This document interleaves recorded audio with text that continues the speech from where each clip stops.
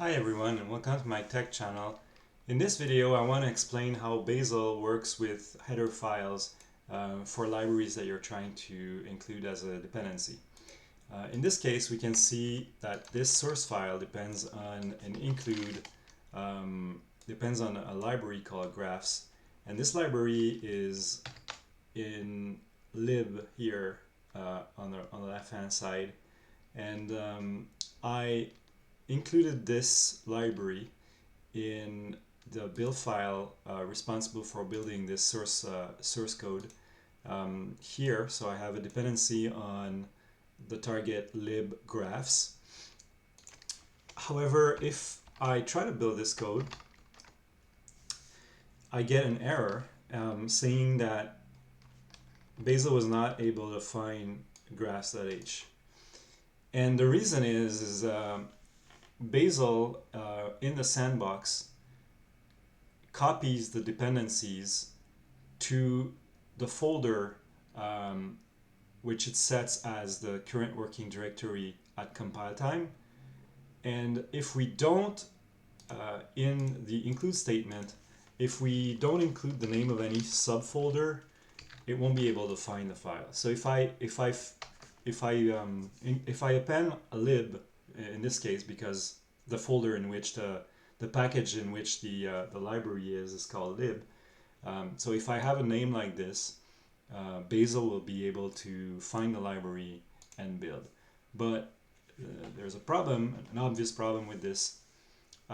What if I move the files around, or what if my source code relative to the library changes, or what if this is a library, so it's supposed to be modular, and we're supposed to be able to use this in different other projects, and it might not sit in the same relative position with respect to the source code in which we're using it. So it's not very good to have some path here which is depending on the this organization of folders. So in order to fix this, so I'll just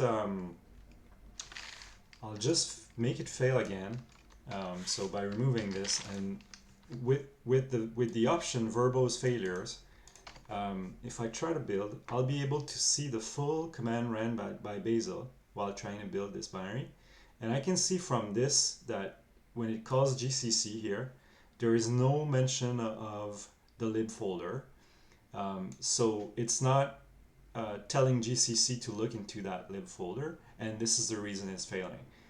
So the way to tell Bazel to add this iSystem option to the GCC command is to come to our library here and add the includes argument. So by doing that, I'm telling Bazel whatever depends, whatever source code depends on this library needs to include this folder, and the folder is represented here by the dot because it's the folder in which this is the relative path to the folder that I want to add as an iSystem argument, relative to the directory in which the library is. So in this case, it's simply the directory itself. So that's why this is dot.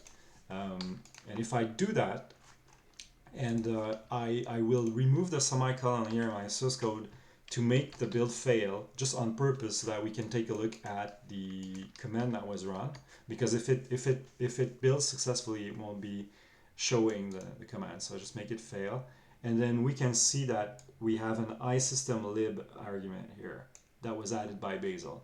And this, if we put the semicolon back and try to build, then we can see that it's building successfully, although we do not have the full path here. So I think we should include the path to the header file to all our source code for libraries. I'm not quite sure why Bazel did not make this includes argument a default when you create a CC library. If any of you know a reason why that might be, please mention it in the comments below. But this was very useful in case you want to create libraries. And by the way, just to clarify one thing that I was saying earlier, if you had a library that was for which the source code was not directly in the same folder as the build file, so let's say I had a subfolder called foo here, and my source code was under foo, like it was under lib slash foo, then I would just add foo here, and that would make the lib slash foo folder added as an iSystem option in the GCC command. Hopefully this helped clarify.